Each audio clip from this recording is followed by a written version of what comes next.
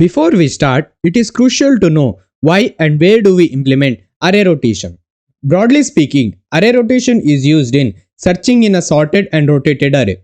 If an array is sorted in ascending order and then rotated by some number of position, it can still be searched efficiently using binary search. In game development, array rotation is useful for implementing various game mechanics such as rotating a game board or changing the orientation of game objects.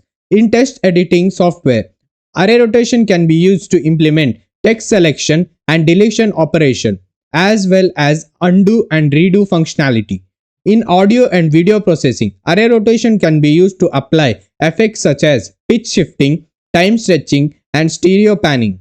These are some places where array rotation is used. Now, what is array rotation? Array rotation or rotations in the array is defined as the process of rearranging the elements in an array by shifting each element to a new position. This is mostly done by rotating the elements of the array clockwise or counterclockwise. Types of array rotation. First, right rotation. As the name suggests, the array elements are shifted towards the right. Left rotation. Here the array elements are shifted towards the left. Now, how can we implement array rotation? There are several ways to implement array rotation. Some of the approaches are discussed. To begin with, we have rotate one by one approach. In this video, we are going to rotate the elements to the left of the array. The idea of this approach is at each iteration, we shift the elements by one position to the left circularly. That is, first element would become the last. Then perform this operation d time to rotate the elements to the left by d position. Let's put this idea into an example. We have an array ARR with elements from 1 to 6 and d is equal to 2. According to the idea, the first step is to rotate the elements of the array to left by one position. The array becomes 2, 3, 4, 5, 6, 1. The second step is to rotate again to the left as d is equal to 2. Now the array becomes 3, 4, 5, 6, 1, 2. Yes, our idea is working. All the elements of the array has shifted 2 position to their left. So the approach is to store the first element of the array in a temporary variable. Then shift the rest of the elements in the original array by one place. Finally, update the last index of the array with the temporary variable. This is the steps to rotate the array to left by one position.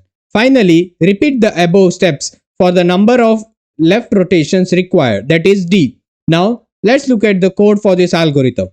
We have the basic structure of a C file. We have the header file. We have already declared a print array function which just prints the array.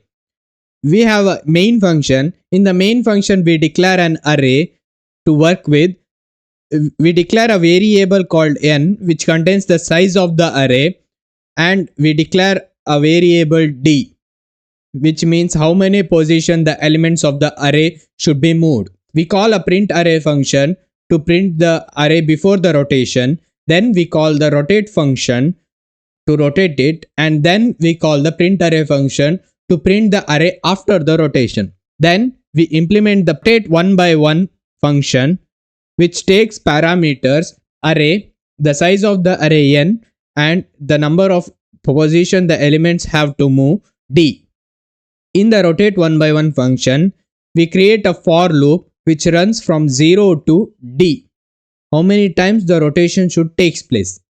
In the for loop, we create a variable called last which stores the first element of the array.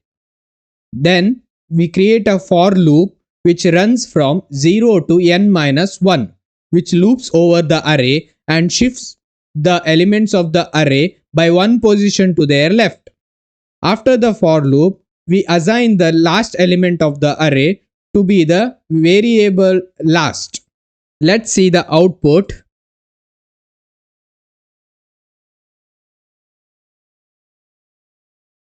The time complexity of rotate one by one algorithm is big O of n times d. The next approach to implement array rotation is using temporary array. Here, we will be considering the left rotation. The idea in this technique is to create a temporary array of size n, where n is the length of the original array. If we want to rotate the array by d position to the right, the last d element should be at the beginning of the array. So to accomplish that, we copy the last d element of the original array into the first d positions of the temporary array and copy the remaining elements in the original array to the remaining positions in the temporary array. Here, we are basically reversing the positions of the elements of the array using a temporary array. Finally, copy the elements of the temporary array into the original array starting at index 0. Let's implement this idea into an example. We have an array of elements from 1 to 6 and d is equal to 2. According to the idea, first we initialize the temporary array to store the final rotated state of the original array. Next, copy all the n minus d elements of the original array to the beginning of the temporary array, that is 3, 4, 5 and 6 moves to the beginning of the temporary array. Finally, copy all the elements remaining in the original array to the remaining positions in the temporary array. Yeah, the array is rotated. So the approach is to initialize a temporary array of length same as the original array. Then store elements from position d to n minus 1 in the temporary array. Now store 0 to d minus 1 in the temporary array from the original array. Lastly, copy back temporary array to the original as the final output. Now let's look back at the code for this algorithm. We have the basic structure of a C file. We have the header file. We have a print array function which prints the array. We have the main file where we have declared an array, the size of the array and d. We call a print array function and then we call the using temporary array function which takes parameters array, n, the size of the array and the variable d.